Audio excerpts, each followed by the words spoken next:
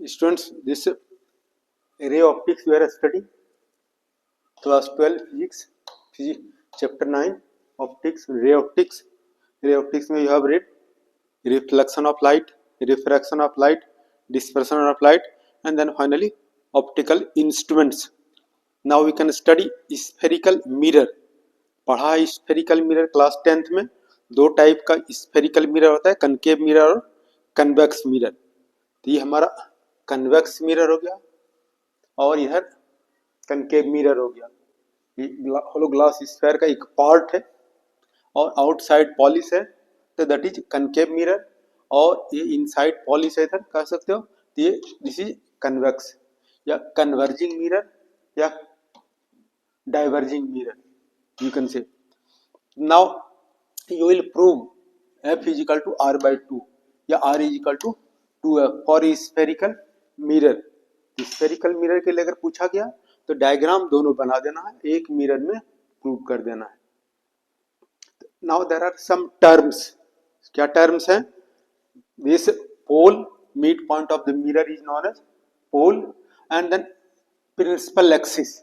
Principal axis is a line passing through the pole and center of curvature. This is imaginary line, you cannot see, just you can imagine there is a line, imaginary line passing through pole and center of curvature. Center of curvature is the center of the spherical mirror, and distance between pole and center of curvature is known as radius of curvature. और center of pole और center of curvature के बीच में एक mid point है, तो that is focus. Yeah, the rays are coming parallel to each other. After reflection, meet at a point on the principal axis. That point, that converging point on the principal axis is known as focus or principal focus.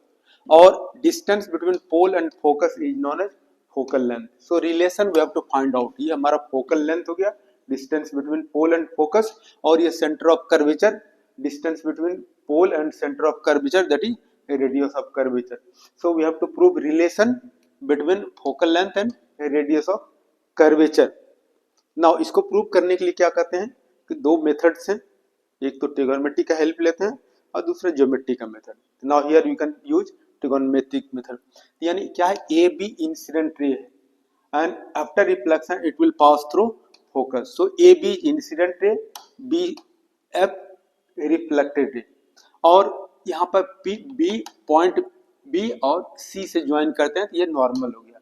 ये हमारा angle of incidence theta, ये angle of reflection theta. So theta theta हो गया.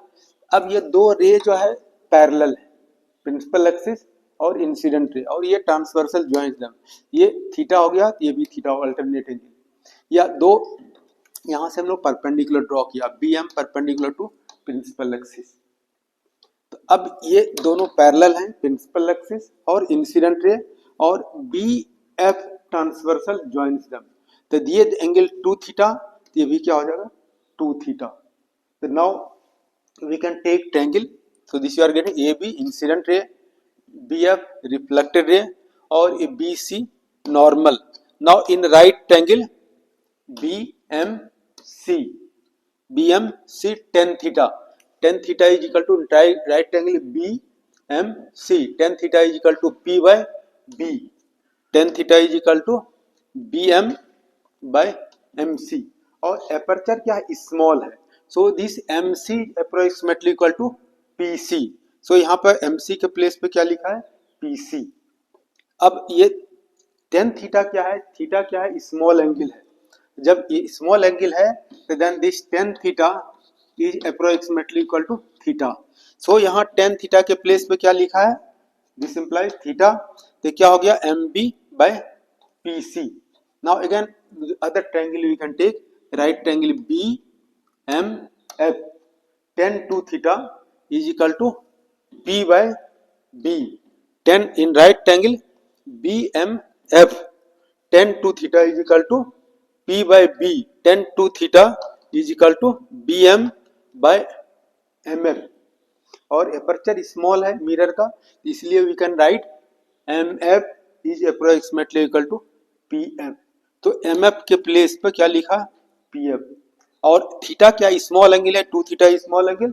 सो then this tan theta के place पे क्या लिख सकते हैं, 2 थीटा और mb by pf.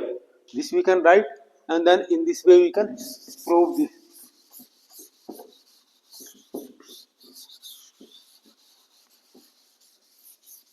और इस फिगर में देख सकते हो ये क्या है, इंसिडेंट रे है एंड देन ये क्या होगा, रिफ्लेक्ट हो गया. This is diverging mirror. इसको प्रोड्यूस किया, it will meet at focus और यहाँ से बी पॉइंट से और सी को जब ज्वाइन किया तो हमारा नॉर्मल हो गया. तो दिस एंगल थीटा और ये भी क्या हो जाएगा, थीटा. करस्पॉन्डिंग एंगल, ये भी एंगल क्या हो जाएगा, थीटा हो जाएगा. Angle of incident is equal to angle of reflection. और ये दोनों क्या हो गया, पैरेलल है और ये हमारा जो है ट्रांसवर्सल है. Then corresponding angle 2 theta is equal to 2 theta. यहाँ से भी परपेंडिकुलर ड्रॉ करते हैं, बी हम परपेंडिकुलर टू लेंथ और इधर क्या हो गया, रेडियस ऑफ कर्वेचर. तो now here you can see यहाँ 2 थीटा, देखो ये 2 हो गया और ये थीटा के प्लेस पे this value you can put. Theta के प्लेस पे bm by pc और यहाँ 2 थीटा 2 और थीटा के प्लेस पे यहाँ वैल्यू पुट कर सकते हैं bm by pc is equal to bm by pf. pf ये कैंसिल कर सकते हो तो देन यू आर गेटिंग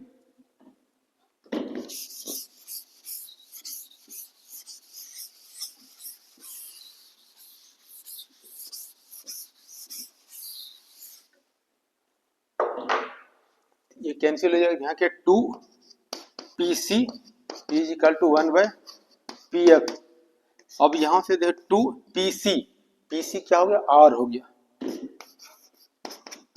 और ये pf, pf क्या है, f है. तो then this f is equal to क्या हो जाएगा, r बाय 2. ये रिलेशन या कह सकते हो r is equal to 2f. In this way we can prove this relation between focal length and radius of curvature.